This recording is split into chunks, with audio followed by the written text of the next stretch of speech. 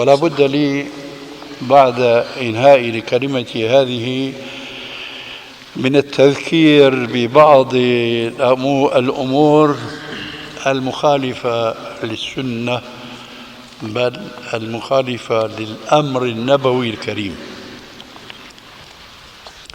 يدخل بعضهم في مثل هذا الوقت المسجد فيجلس في المسجد كما تجلس الدجاجة على فراخها، فهو لا يصلي لله عز وجل ركعتين. أنا أدري إنه يظن أن هذا الوقت لكونه وقت كراهة لا يشرع أن يصلي ركعتي التحية في هذا الوقت. الجواب: لكل قاعدة استثناء. صحيح أن هناك أوقات تكره فيها الصلاة، لكن العلماء قديما اختلفوا في هذه الأوقات، هل هي تشمل كل صلاة حتى لو كانت فريضة؟ مثلا رجل وضع رأسه بعد أن صلى الظهر فلم يستيقظ إلا في وقت الكراهة، هل يصلي هذه الصلاة صلاة العصر أم لا؟ الجواب: نعم اتفاقا. إذن النهي عن الصلاة في الأوقات المكروهة ليس على هذا الإطلاق الشامل، له مخصصات. هناك كتاب جيد جدا أنصح طلاب العلم الذين عندهم رغبة في معرفة أسباب الخلاف ثم التوصل من هذه المعرفة إلى التعرف على الحق الذي اختلف فيه الناس، ألا وهو كتاب شمس الحق الآبادي المسمى بإعلام أهل العصر بأحكام ركعتي سنة الفجر.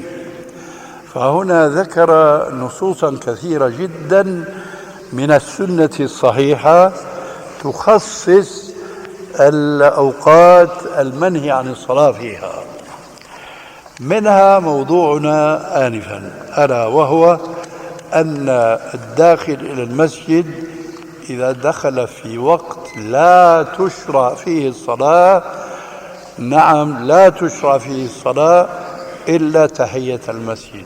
لماذا؟ لنص عام، ألا وهو قوله عليه الصلاة والسلام: إذا دخل أحدكم المسجد فلا يجلس حتى يصلي ركعتين، فلا يجلس حتى يصلي ركعتين. ولنص آخر يعتبر أقوى دلالة من هذا النص، لأن هذا نص عام يقبل المناقشة، والمناقشة الآن ليس مجال الخوض فيها. أما النص الآخر فهو قوي جدا بعد شرحه وبيانه. تعلمون أن النبي صلى الله عليه وآله وسلم كان يخطب يوم الجمعة حينما دخل رجل من الصحابة اسمه سليك الغطفاني رضي الله تعالى عنه، فجلس، فقطع رسول الله صلى الله عليه وسلم خطبته ليقول له: يا فلان أصليت؟ قال: لا. قال: قم فصل ركعتين. ثم توجه عليه الصلاة والسلام بخطابه العام إلى الجالسين في المسجد قائلا لهم: إذا جاء أحدكم يوم الجمعة والإمام يخطب فليصلي ركعتين وليتجوز فيهما، أي ليختصرهما وليخفف القراءة فيهما.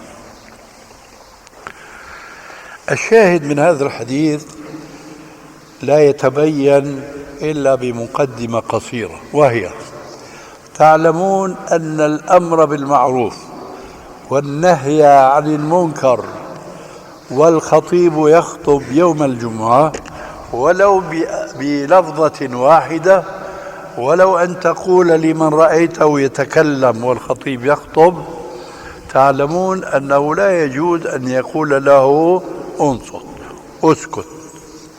هذا الأمر بالمعروف الذي الأصل فيه أنه واجب، سقط هذا الواجب والخطيب يخطب. فإذا عرفتم أن النبي صلى الله عليه وآله وسلم خاطب الصحابة عموما بقوله إذا جاء أحدكم يوم الجمعة والإمام يخطب فليصلي ركعتين، معنى ذلك أن هذا الوقت الذي ليس يجوز فيه الواجب أصالة وهو الأمر بالمعروف، بالتالي لا يجوز فيه التنفل المطلق، لكنه أمر بركعتي تحية المسجد. إذا تحية المسجد تصلى في الوقت الذي تكره فيه النافلة المطلقة. الآن مثلا لا يجوز للإنسان أن يتنفل، لكن إذا دخل المسجد فلا يجوز له أن يجلس إلا بعد أن يصلي ركعتين. هذه الصلاة وأمثالها يعبر عنها بعض علماء من أئمة الشافعية بأنها من ذوات الأسباب، وهذا كلام فقهي متين جدا. ذوات الأسباب من الصلوات تختلف عن النوافل المطلقات. النوافل المطلقات هي المقصودة بالذات بالنهي عن الصلاة في الأوقات المكروهة، الثلاث والاثنتين والمجموع 5. أما النوافل ذوات الأسباب كتحية المسجد وسنة الوضوء ونحو ذلك فهي تشرع في وقت الكراهة.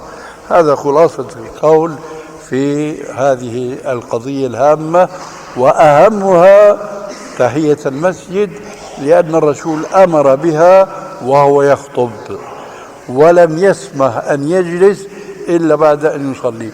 كيف وأحدنا يدخل المسجد ومتكلم يتكلم، ما قيمته بالنسبة لخطبة الرسول؟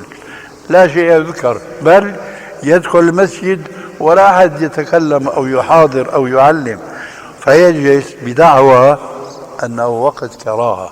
فيجب أن تعلموا أن وقت الكراهة خاص بالنوافل المطلقة، أما النوافل التي لها أسباب فهي ليست مكروهة فقط، بل هي مشروعة، فينبغي أن تعلموا هذا.